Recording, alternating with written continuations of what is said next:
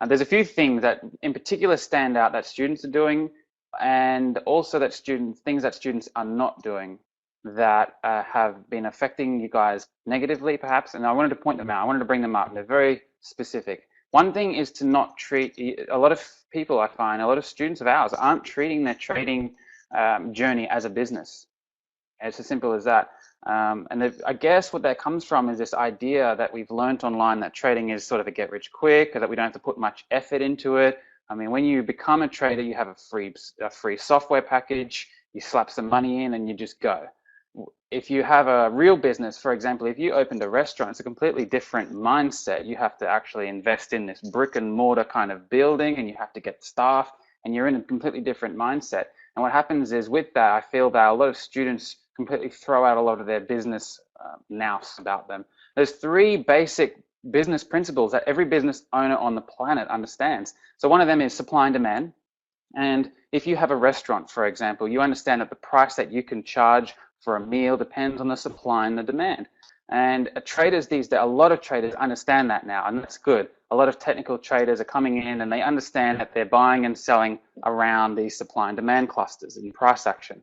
And that's a good thing. So that's not the biggest concern. So we're going to give that one a tick. The second business principle that every business owner understands is income and expenses. If you have a restaurant, you're going to have income from the sale of your meals. You're going to have the expenses, which is the building and the food and the staff. And the difference between these two things is your profit or loss. In trading, we have our winning trades and our losing trades. The difference between them is our profit or loss. What happens though, I find, is a lot of traders come into the market and they are just chasing income like no one's business. And they think in their mind, because it's not in a traditional business landscape, that there is not going to be expenses. There is going to be expenses. They come in the form of losing trades. But what happens is when a trader is learning, they're hitting some losing trades, they think that something they're doing is horribly wrong. Even IP guys, I see it all the time. Even the guys who have read the lessons, they understand the mindset, they're still finding fault with a handful of trades. I saw someone, I think in VIP, they've lost 4 trades in a row, and they think that there's something amiss with their strategy or with their routine. Not necessarily the case at all. It's just a part of the business. That's our expenses.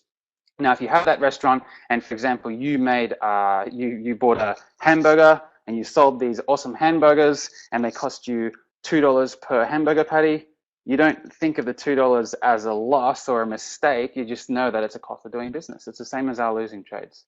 Finally, the third thing is duplication. Every business owner on the planet knows that you have to be duplicatable. And this is something that a lot of traders don't understand, which brings me back to my one big trade theory. A lot of traders think that they're just going to make their whole life trading career based on 1 or 2 huge big trades. Not the case. Same with the restaurant. If you had this magic flying pig that you could kill, that you found, and then you cut him up and you sold magic bacon that you could sell for $100 a strip, you might do really well for a week or two, but when the magic bacon pig is gone, it's game over. And you can't build a business that's long-term based on a few anomalies. We know that McDonald's, for example, McDonald's doesn't sell the best burgers, and they certainly don't sell the most high-priced burgers. They go for small profit on each little transaction, cheap meals, but they do it repetitively, they do it consistently, and they duplicate it all over the planet. And they're the most successful, in terms of money, business restaurant on the planet. Duplication is something that we want to go for. And that's our whole philosophy, to trade small risk, small reward, but duplicatable repeatedly and consistently over time. And that's what we're aiming for with our particular model. And people, I feel like they don't really take their FX business that seriously. They have the diet pill weight loss strategy mentality where they want to lose weight. They don't really want to put a whole lot of effort in. They just pop the pill.